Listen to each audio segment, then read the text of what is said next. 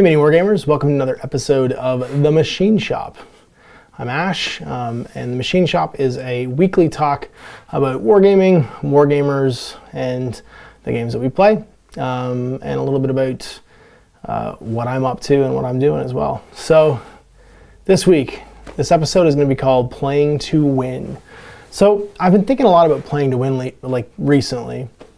If you guys watched episode 1 of The Machine Shop, you probably know I've been running the season 3 of MiniWarGaming's War Machine League.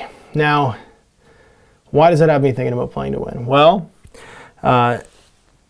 there's two things that you kind of have to think about when you think about wargaming. Is when a wargame gets made, the business has a reason to make it. And we'll talk about that in a second. And then there's what players want to get out of experiencing that wargame.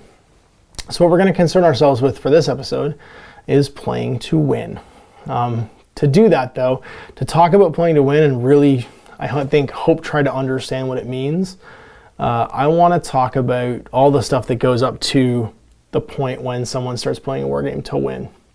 And you can't do that without talking about the wargames themselves and the people who make these wargames. We're going to use War Machine probably quite a bit as an example, but I will talk about other wargames too, because, well, people play board games for different reasons. So why does a business create a war game? Well, in my experience, businesses write rules for a war game because they produce the pieces that war game can be played with. Now, there are tons, and I know this is the first thing you're going to say, there's tons of miniature games out there that don't have a specific line of miniatures that go with them. Lots of historical games, lots of great futuristic and modern combat games.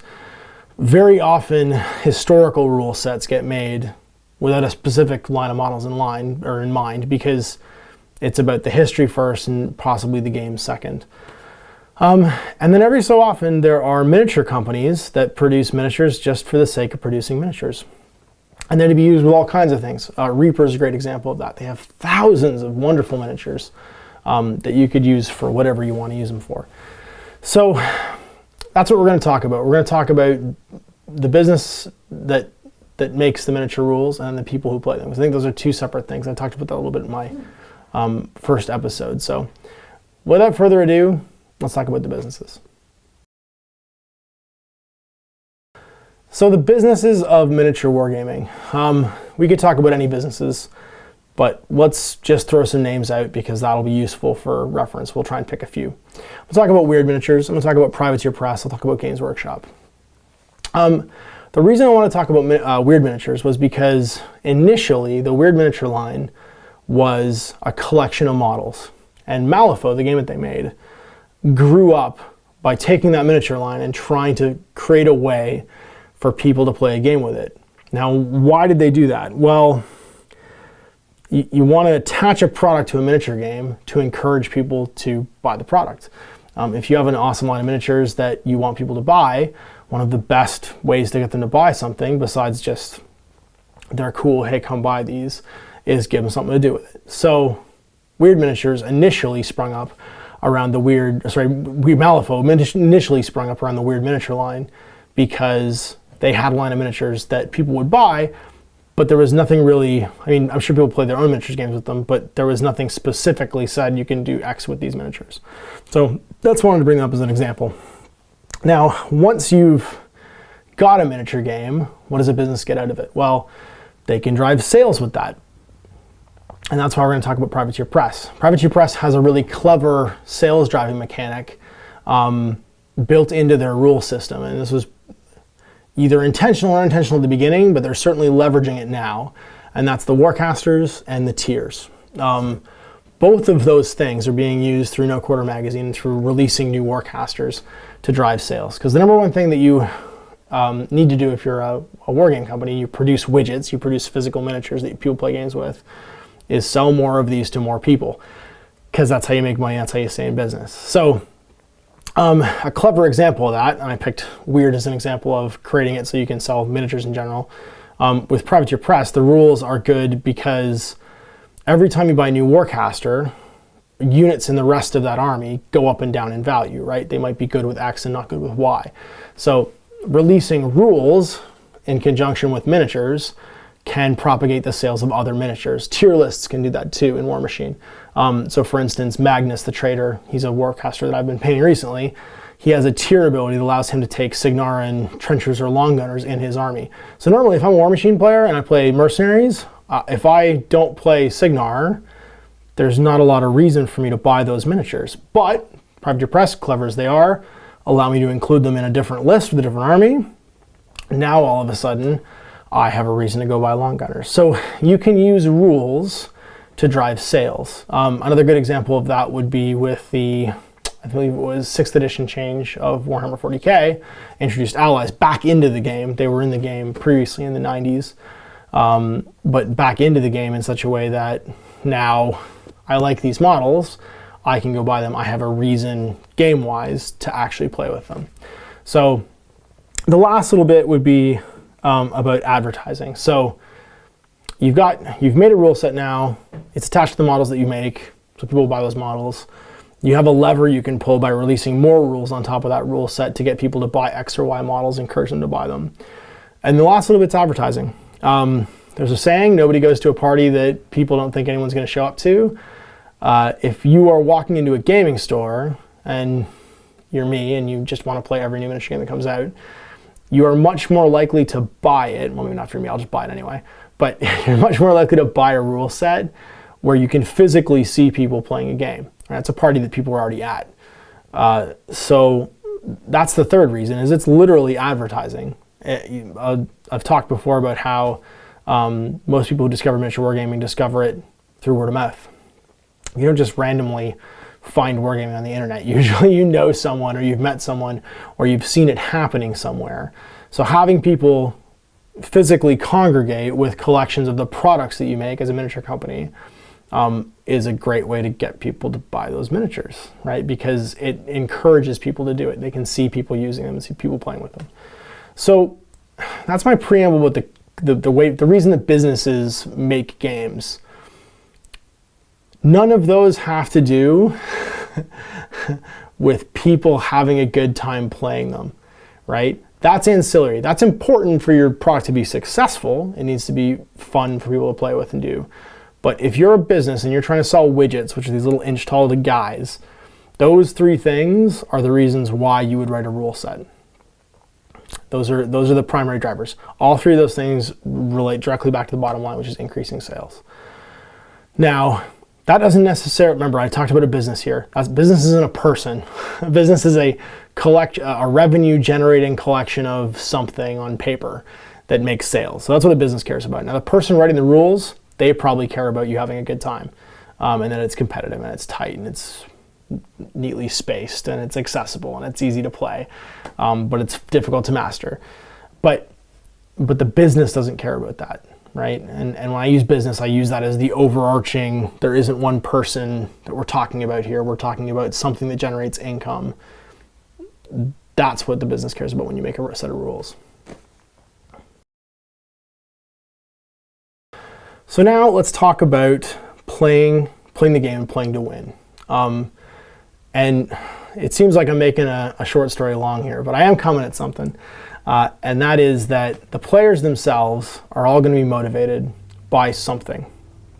Now, the reason I've been thinking about this, like I said, is I've been running the War Machine League. And War Machine has a culture built around it, which is built by the business. So that's why I wanted to talk about businesses, about playing to win and playing competitively. Now, that is a decision Privateer Press has made. There's the whole page 5 thing. This is the right way to play the game. They've published ancillary things, so there's the steamroller rules, and they've done a lot of work to create organized play. Now, all three of these things are, they meet the three criteria I just talked about. So they have a rule set, they have a way to play the game. That's really important for them because then you will buy their models. They have a published sort of format for doing it in that they keep updating. They add tier lists, they add new warcasters, all that stuff. In order to stay fresh and competitive year on year, you can't just bring the same models, because even if your army works exactly the same this year as it did last year, other new armies and lists may have come out that change the gamescape, if you will, the meta of how the game is played. And then there's the organized play element. The more people you see playing a game, the more likely you are to play a game. And Privateer Press has done an excellent job being loud and proud of that fact. Now, that's all we're going to concern ourselves about in this conversation, is that playing to win and playing competitively and playing in an organized fashion meets the needs of their business, right? It does the three things I talked about the businesses need. And it's got a culture now that's grown up around it. So that culture is very much about playing to win. Playing like you got a pair is what they call it. Be aggressive, go for the throat, all that stuff. Have a good time, shake hands, and then go stomp a mud hole through the next guy. So, and I think any Warmachine player that you meet, myself included, will probably agree that that's the culture and mentality that's been, sort of grown over time playing Warmachine. Now, when I started playing Warmachine in 2003, that was still in there, but their company mission wasn't so much about playing to win as it was about playing with metal and depleting the world supply of metal by 2010 or something like that. But this is what's happened in the 11 such years that Privateer Press has been in business, is this culture has evolved through the efforts of their people writing the rules, their community that sprung up around it, and just people playing the games. So that's where I kind of come to when I talk about playing to win. They're a great case study of playing to win. So what does playing to win mean? Well, playing to win is that your motivation, the thing that you want to get out of playing miniature war games, is victory. but that you're motivated by the thrill and the challenge and the puzzle and complexity of figuring out how to gain the advantage over your opponent and within the parameters of the game, win. So there's a driver in there that's what you get out of miniature wargaming. Now, one thing that I want to be really super clear about before I keep talking is that that's not everybody's driver. Not everybody's in miniature wargaming to play to win. That's not their primary motivator. You can usually spot guys who are playing to win, but you can also spot guys who think they're playing to win but aren't. And this whole sort of kick I'm on about playing to win has been launched off by me rereading a great book that I read a long time ago by a guy named Serlin called Playing to Win, ironically. Now he was a competitive Street Fighter II champion. Yeah, it's a real thing. A guy who would play in Street Fighter II tournaments for cash and did a huge amount of work playing in fighting games in the early 90s, early 2000s. And his book is about the mentality of someone whose primary driver in their hobby is playing to win. Now, I don't want to get too much into the book. You can go to sirlin.net, SIRLIN.net, and read the book for free online. It's a really cool book. You may identify with it though, and you may not. I personally don't identify with it, but I understand it, and I'll talk about that more at the end too. People who play to win are always looking to, within the boundaries of the rules, get the greatest advantage over their opponent in order to achieve their desired outcome, which is victory. People who aren't playing to win might still think they're playing to win though. There was another great article by Jervis Johnson in White Dwarf a few years ago, and I actually used to use it in training when I was training guys for the retail chain for Games Workshop in Canada, called the Hobby Pie. It's basically just a pie chart. So it's a big circle and it's got different size slices on it. But Jervis's bit about the Hobby Pie was people all get motivated by different things as wargamers. We're all uniquely obsessed with little toy soldiers and the universe, all the things that kind of fall into that. But we probably are more obsessed with one element of it than the other. And that's our primary focus in our own personal hobby. So in his Hobby Pie, I think there was 5 or 6 different sort of slices of what miniature wargaming is about. There was collecting toy soldiers. And when he means collecting, he just literally means amassing them. Nothing to do with putting them together, painting them, or anything like that, but just buying and collecting tons of toy soldiers. You can see from behind me, I have a pretty big collection of toy soldiers. And I own tons of toy soldiers that I've not played a game with in years and probably won't play a game with in years either. And I own them because they're novelties or they're rare or they're collectible, or they're linked to an IP that I'm really passionate about, or they're just, I have nostalgia to them. They're from a point in my life when I really cared about that game or the people I was playing with or whatever. So collecting miniatures is one. Building and painting them, so modeling, like actually making the miniatures look finished, was another slice of it. Less to do with collecting, more to do with the sort of art and practice and skill of doing that. The intellectual property, the fluff, the story was another slice. So the imaginary world that these little toy soldiers and war games exist in, or historical world even, like the real actual history with historical war games, was another slice. The game was a further slice. So the challenge, like I said, of playing to win, of figuring out and mastering a complex system, and pitting yourself against someone else who's also trying to do that and coming out on top. And then the camaraderie was the last one. I thought this one was really important because people who really fondly remember really terrible miniature games, or not terrible miniature games, but miniature games that weren't perfect, I'm convinced what they're remembering isn't actually those games. It's the carefree time in their life that they played them in. So for instance, I really fondly remember like Mordheim. Mordheim was not a perfect game. It was really easy to abuse Skaven. You'd have 24-inch charging while running Eshin, Black Skaven, and assassins who would just kill your whole Midheim warband. But I played it in a time where I was young, I was in university, I was playing it with a group of friends, and we'd play until 3 o'clock in the morning. We'd have a great time. And so I super fondly remember that game. I think Specialist Games by Games Workshop are a good example of this, is people tend to really fondly remember the experience they had playing those games. And so I think that camaraderie slice is really important. So what we're fixating on today is people who, when they have this sort of circle of all the things they could like about miniature wargaming, their favorite bit is playing to win.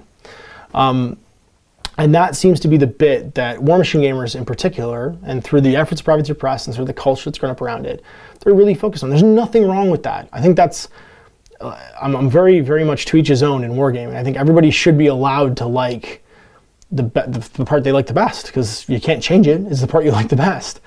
And let's talk about that part now. Let's talk about playing to win. So playing to win.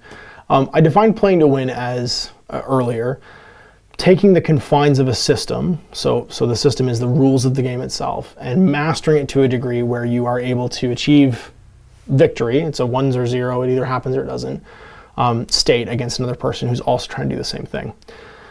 So why I talk about that with War Machine is a very specific rule system, and in Mark II, the second version of it, they did a lot to try and make it as cut and dry and very clear as possible. So there are some counterintuitive things in War Machine that make it a very clean game rules-wise.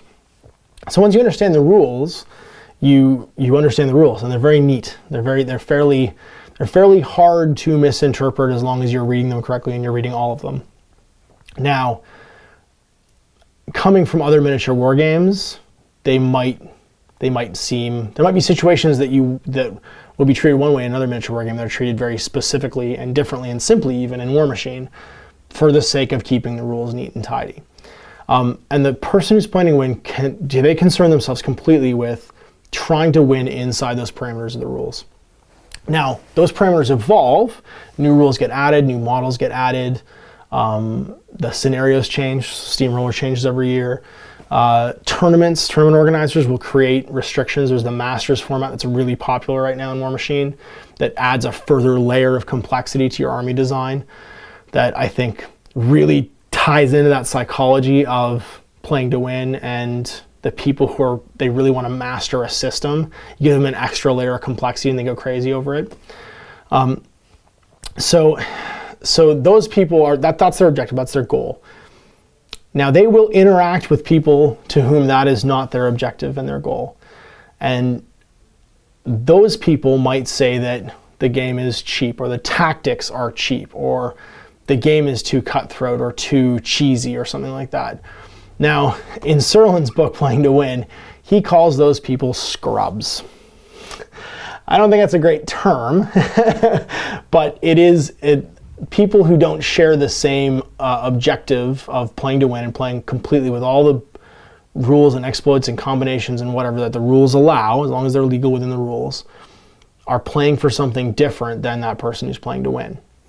And so when they play against someone who plays to win, who uses something that they wouldn't themselves do necessarily, there's an emotional reaction. They become agitated, or they feel a certain way about that.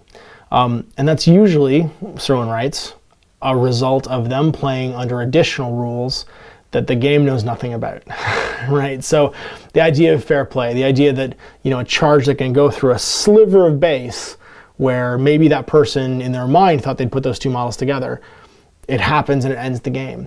That's a completely valid thing in War Machine. If you keep your models, an 1/8 of an inch apart, and I can draw a line through there with my laser pointer, I can kill your Warcaster, and that's what's going to happen. But the artificial sort of ideals of fair play or of sportsmanship, or maybe of what was intended versus what was actually done, they cause the person who's not necessarily focused just on winning the game, even though they may think they are, but they're not that's not their number one driving factor. They cause them to have some conflict with people who are playing the other way, who are playing to win. And I've seen it happen. I've filmed 50 War Machine games almost since I came here to work at MiniWarGaming. I've seen it happen. I've seen guys who are playing to win play against guys who are not necessarily playing to win. I'm not going to call them scrubs because that's disingenuous and not very nice. But that reaction that Serwin writes about, I've literally seen it happen. And so I think that's a natural rubbing up of people who they're after different things in a game, right? The guy shows up for camaraderie just to play a game and have a good time, and he's playing someone who's playing to win.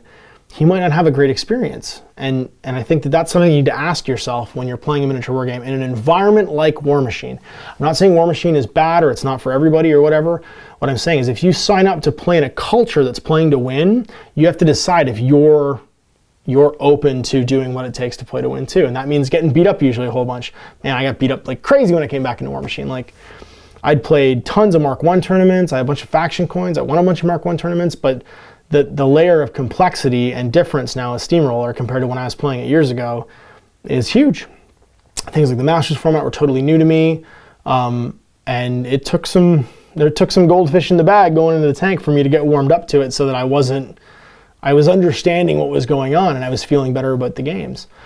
And so that's my plea, is if through nothing else but this episode of Machine Shop, if you can think about what your objectives are when you're going into playing a game. Are you into it simply to collect some cool models, to maybe build and paint models you really like and express yourself through that art format skill, to play competitively and play to win? Is it the story that drives you, or do you just want to hang out with your buddies and have a good time?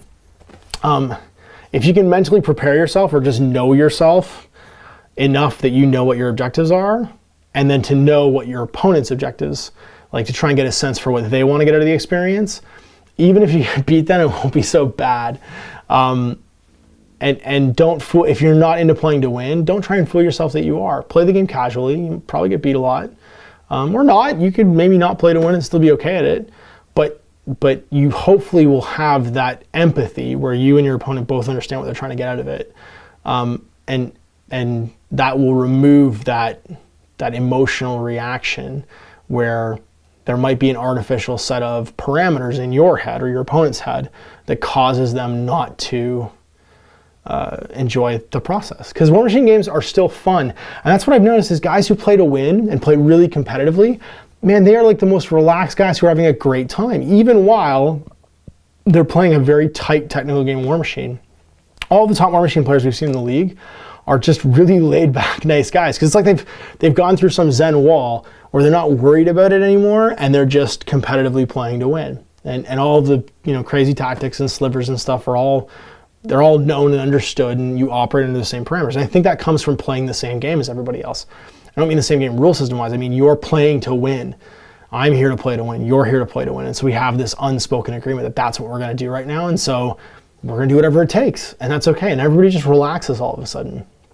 So yeah, there it is. That's my topic of talking about playing to win. I'm using War Machine as my case in point, but I think you could really, and they're the best example because you're talking about a business who's built its business model and its sales drivers around capturing the attention and ideology of people who are playing to win.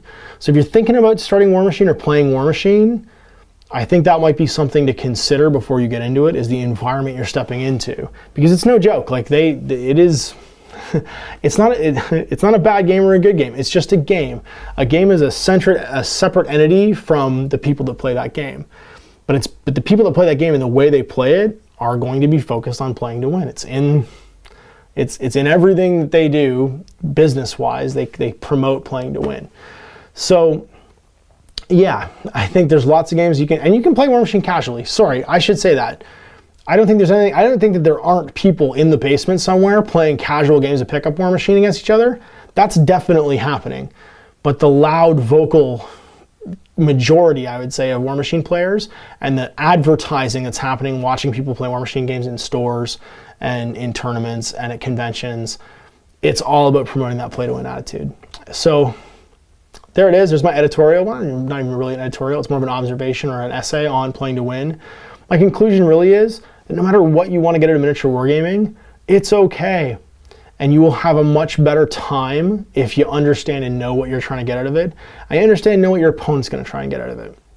If you are not a competitive person, you're not in it to win, you're in it to showcase off your awesomely painted models, you want to go to painting contests. You don't want to go to tournaments. You're not going to have the same experience at one as you will get at the other. You might want to go hang out at a War Machine tournament to check out the models, but you might not want to play in it because it might not be for you.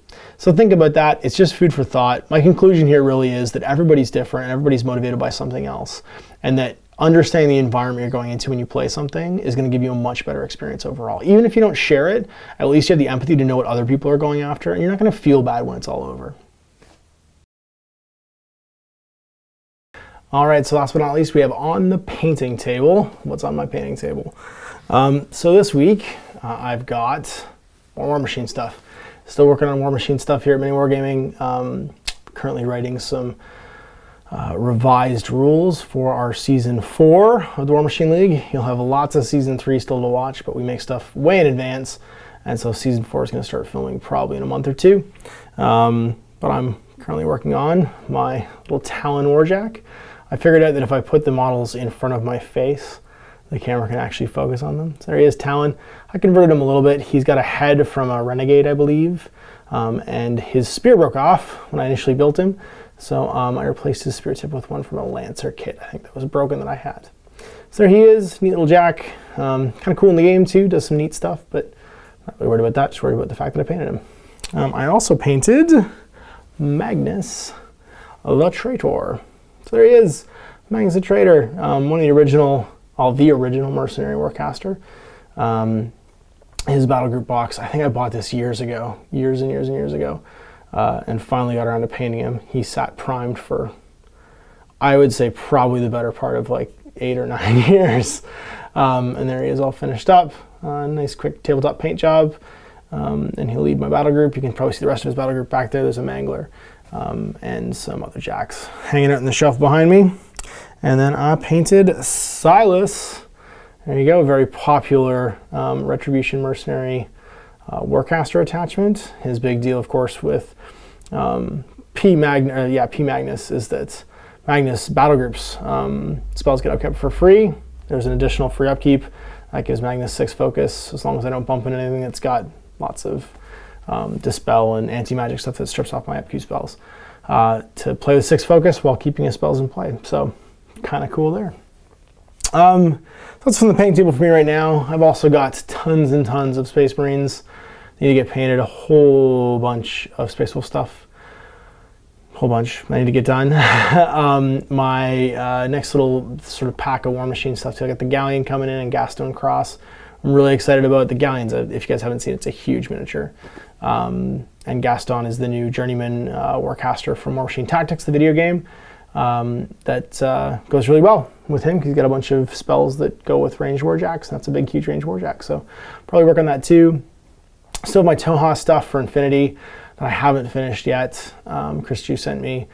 I'm still kind of going through it and figuring out what was in the big, huge box of Toha miniatures that I received. And of course, new Pan-Oceania stuff too for my Pano, even though I've got tons of Fusiliers and stuff painted. I think I really need those Fusilier specialists and all the stuff that comes in the box set because, you know, I need 1,000 or 10,000 points of Pano stuff painted eventually. And I got to paint my Jodam too because he's not painted yet. That's, I think, one of the last original Pano models I have yet to paint as my Jotun. I've got everything else. I got a Cutter, I got a Squallow. Although there's a new Squallow coming out. So there's that. I'm working on some scenery and stuff too. You guys might have seen the new Necron campaign, the World Engine. We debuted a urban tabletop that I made for the studio a couple weeks ago. So I've been working on that as well. And then some personal Infinity buildings and bits and pieces that I'm painting too. I have some Fallout 3 miniatures by Brother Vinny's Miniatures that are really nice that I'm working on too. Maybe I'll bring those to see if you guys ask for them. So that's it. That's what's on the painting table. And that concludes episode 2 of the Machine Shop, where we talked about playing to win, and war games and war game rules in general, and war gamers. So I kind of kept on topic. I got some exciting stuff planned, or maybe it's not exciting. Maybe you guys won't care. For the episode 3 coming up, that'll be filmed next week. Until then, thanks for watching, guys, and happy wargaming.